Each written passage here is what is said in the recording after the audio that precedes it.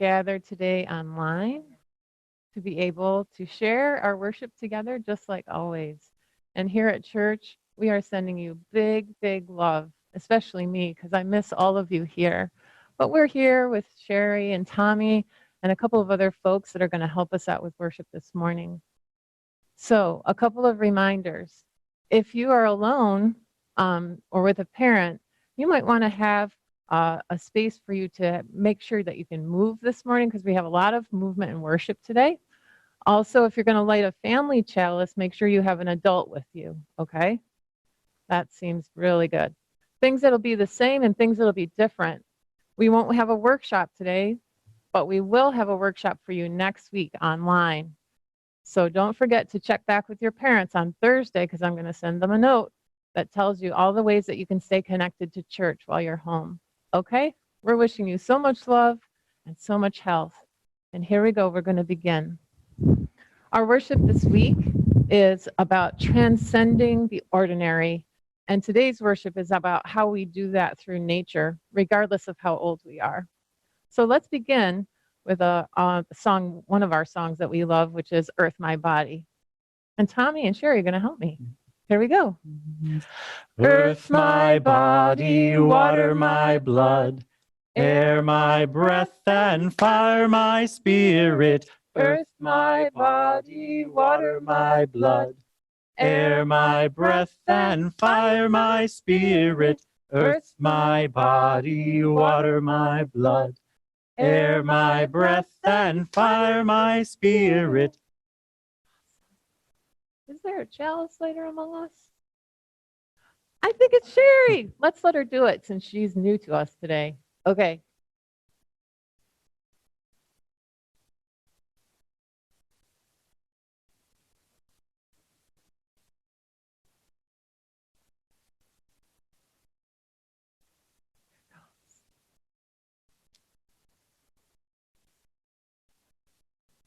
You ready? Double thumbs up for life. Life is a gift for which we are grateful. We gather in community, even online, to celebrate the glories and the mysteries of this great gift. Awesome. For our mindfulness practice today, I'm going to ask you to stay standing. Okay, we've done this one before, but I'll lead you through it. Okay, so stand up and loosen up. And this is a practice from Buddhism, and it's about the 4 qualities of nature that are also part of us.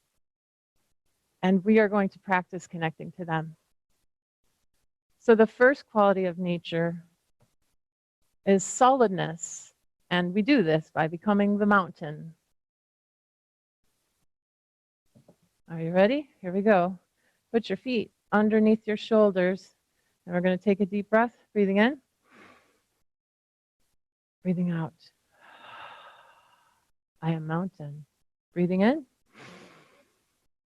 and breathing out. Mountain. Breathing in and breathing out. I am solid as a mountain. The next quality of nature is water. So you can pretend that you are a river, a stream, a waterfall, the ocean, a pond, whatever you'd like. And we're going to do the quality of water that is in us, which is flow, because we're always flowing. Are you ready? Breathing in. Breathing out. Breathing in. Breathing out. Breathing in. Breathing out.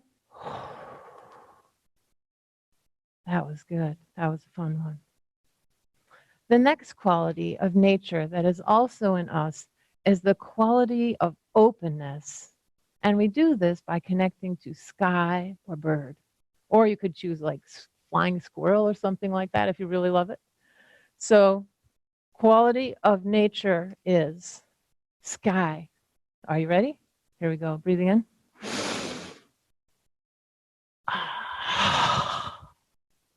Breathing in.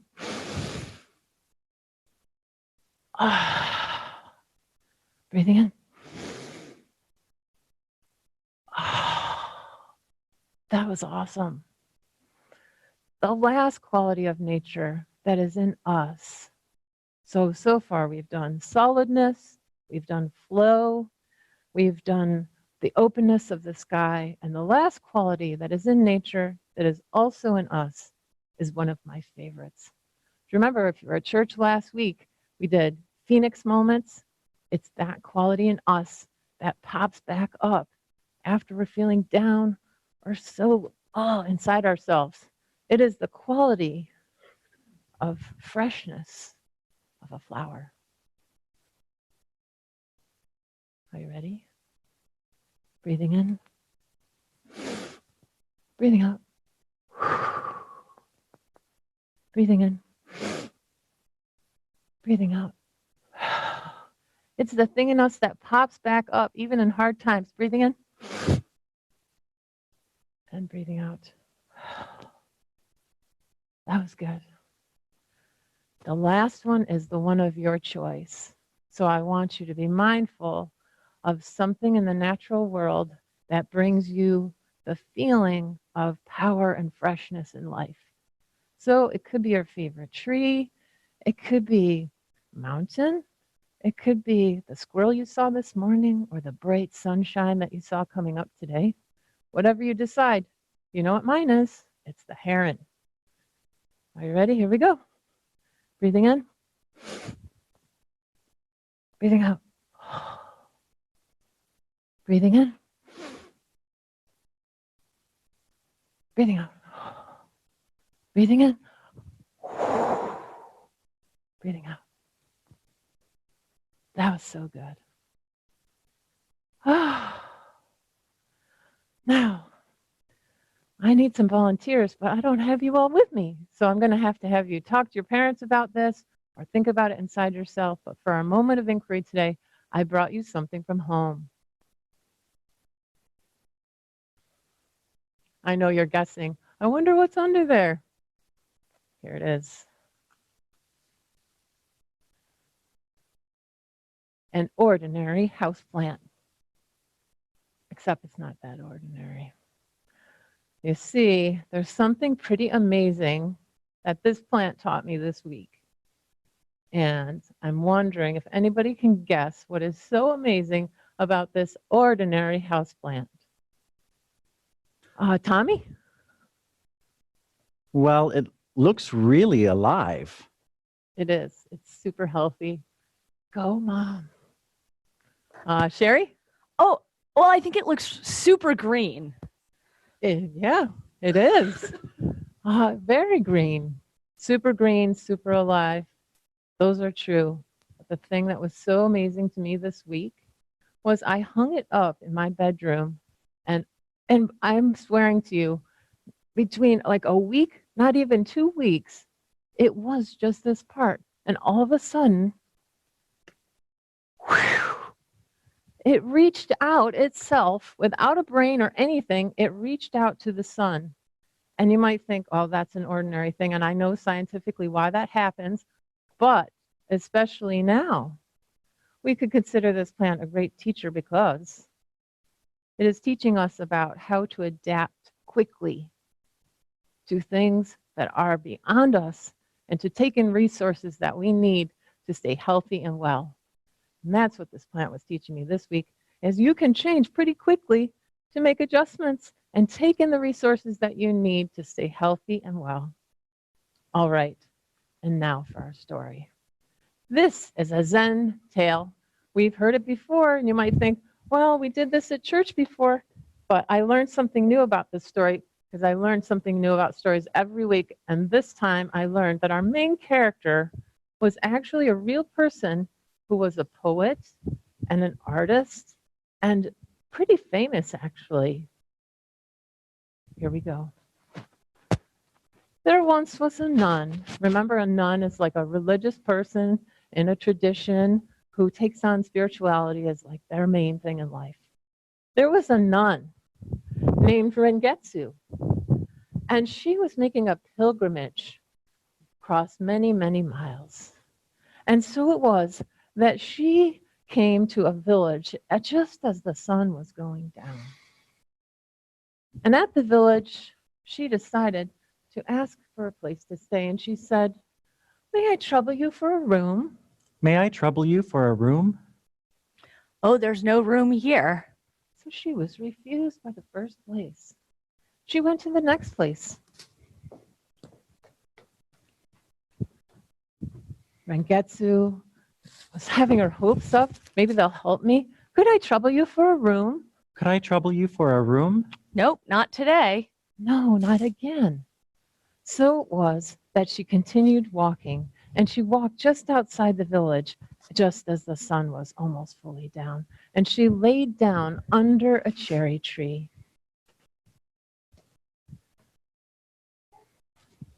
Now, under the cherry tree, she laid and she went to bed because she was exhausting from her trip. And so during the night, something amazing happened. Watch.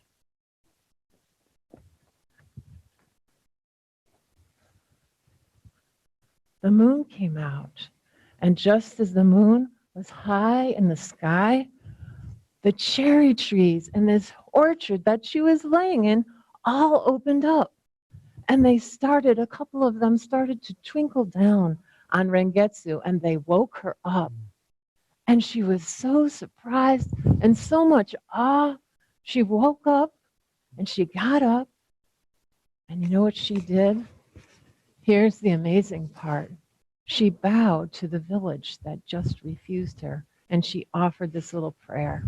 And the prayer was, "Through their kindness in refusing me lodging, Through their kindness in refusing me lodging, I found myself beneath the beautiful blossoms I found myself beneath the beautiful blossoms on the night of the misty moon." on the night of the misty moon. And that is the end of the story.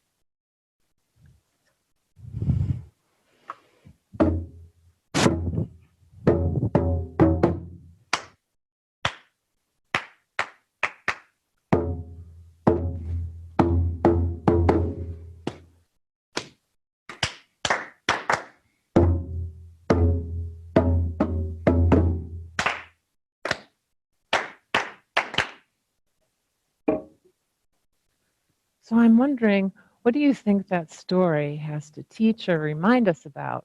Either about transcendence or about just being a Unitarian Universalist. What do you think that story has to teach us? Maybe you could talk to somebody who's at home with you right now. I'll give you a minute to think about that or feel about it in your heart.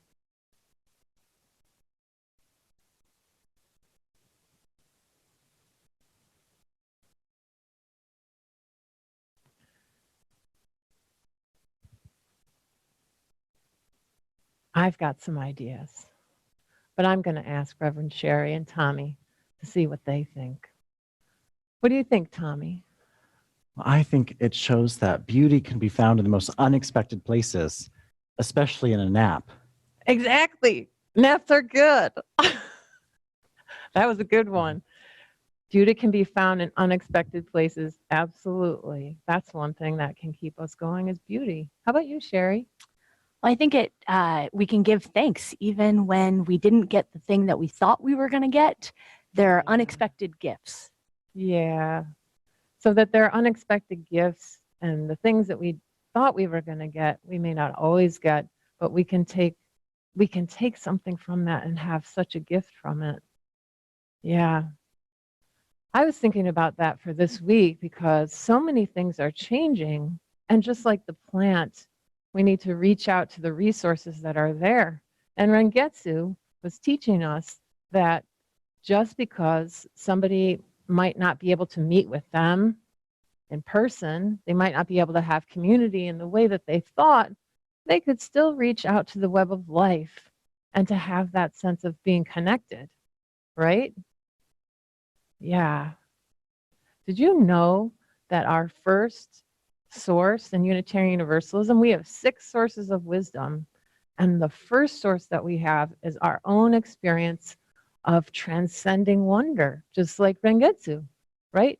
And the thing that kind of wonder in nature gives us is this capacity to go beyond ourselves and to have renewal of our spirits. That's what it does for us. Don't you think? So this week, if you're home from school because you're in public school or private school, or even if you're homeschooled and it's a little different than your normal schedule, you could really consider how is it that you can reach out to the resources and to the beauty and to the wonders that are unexpected this week and take those to be a renewal of your own spirit. Yeah. And plus, being outside is a pretty good place to be. Yeah. So, in celebration of that, I think we'll close our worship together with one of our favorite songs, which is I'm Alive, Awake, Aware. If you don't know it, and you're an older person that's joining us, you might be seated in a chair, or I don't know, you might be laying on the couch, but you can still do this in whatever way you'd like. It is kind of a meditative song. So the first thing is, we touch our feet. I'm alive, meaning I'm a human being on this awesome planet Earth through all this beautiful space. I'm alive. Then we touch our heart. I'm awake. Because being human involves being awake so we can listen, open, and serve. That means we are awake in our hearts to all the people and the needs around us and also to nature. I'm awake. I'm aware. Touch your head, not your face. I'm aware, meaning I have mindfulness so that I can be living my values in the world and I can be appreciative and generous. Yeah. And I'm enthusiastic, right? Oh, life is awesome. Yep. Even when it's hard, it's awesome. Okay, here we go. I'm alive, awake, aware, enthusiastic. I'm alive, awake, aware, enthusiastic. I'm alive, awake, aware. I'm aware, awake, alive. I'm alive, awake, aware, enthusiastic. How did they do? They did good. One more time, fast, and then we'll do it meditative. Okay, here we go. I'm alive, awake, aware, enthusiastic. I'm alive, awake, aware, enthusiastic. I'm alive, awake, aware. I'm aware, awake, alive. I'm alive, awake, aware, enthusiastic. Awesome. This time, meditative. And really take it in. Here we go.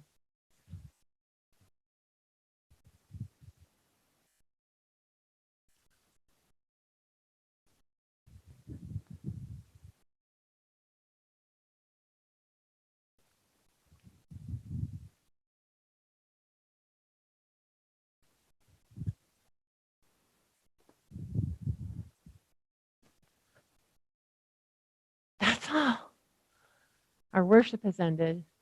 Please go in peace and also take care of yourselves and reach out to your parents or your grandparents and all your caregivers so that you can stay healthy and well. And I'll see you next week.